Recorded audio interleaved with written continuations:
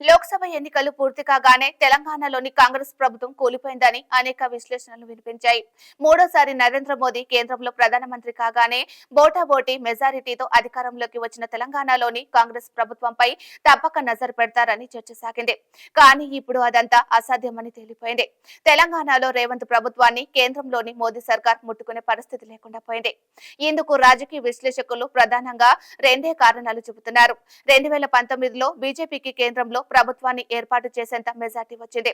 Magic figure దాటి ఆ party 303 సీట్లు సాధించగలిగింది. ఈ నేపథ్యంలోనే ఈ 5 ఏళ్ల కాలంలో అనేక రాష్ట్ర ప్రభుత్వాలు, విపక్ష పార్టీలు అధికారంలో ఉన్న గవర్నమెంట్ ను నరేంద్ర మోదీ సర్కార్ కుప్పకూల్చేసింది.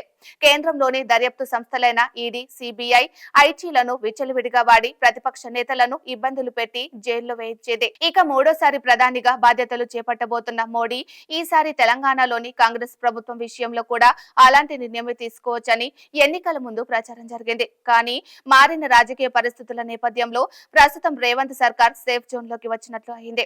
కేంద్రంలో బీజేపీ 240 సీట్లను సాధించడం, ఆంధ్రప్రదేశ్ లో రేవంత్ గురువు చంద్రబాబు ముఖ్యమంత్రిగా బాధ్యతలు స్వీకరించడంతో తెలంగాణ కాంగ్రెస్ ప్రభుత్వానికి ప్రమాదం ముప్పు తప్పిందనే చర్చ రాజకీయ వర్గాల్లో జరుగుతోంది.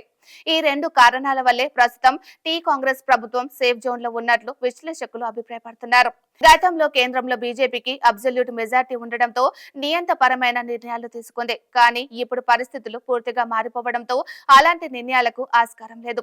దేశంలో పరిపాలన పరంగా ఏ రకమైన నిర్ణయాలు తీసుకోవాలన్నా తన మిత్రపక్షాలను సంప్రదించాల్సిన పరిస్థితి కమలనాథులదే. ఎన్డీఏలో కీలక భాగస్వాములుగా ఉన్న టీడీపీ, జేడీయూలతో చర్చించకుండా ప్రధానమంత్రి నరేంద్ర మోదీ ప్రభుత్వం ముందుకు పోయే అవకాశం లేదు. అందువల్ల ఇలాంటి పరిస్థితుల్లో కాంగ్రెస్, దాని మిత్రపక్షాలు అధికారంలో ఉన్న రాష్ట్రాల ప్రభుత్వాలను కూల్చే పనిని బీజేపీ నాయకత్వం పట్టుకోదని రాజకీయ విశ్లేషకులు అభిప్రాయపడుతున్నారు.